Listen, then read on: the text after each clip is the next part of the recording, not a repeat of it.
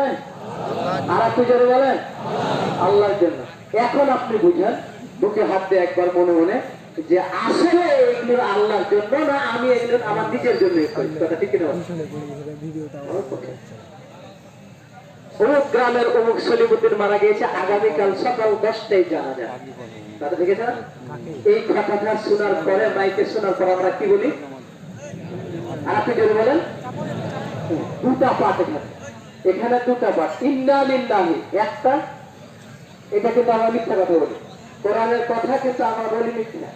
2 নম্বর ওয়া ইন্না ইলাইহি রাজিউন, এটা উপায় নাই, বিছানায় পড়ে থেকে উপায় নাই, পড়ে গেছি, কেউ কারণ দিয়ে হোক, খেলা দিয়ে হোক, জানাজে দিয়ে হোক, বেনামাজি বিনা নামাজে কাফন দিয়ে হোক, এটা ওকে তুটবে। কথা ঠিক কিনা বলেন?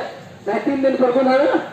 হ্যাঁ, আমরা আল্লাহর কাছে যাব, কিন্তু প্রথম কথাটা কি বললাম? ইন্না লিল্লাহি, আমরা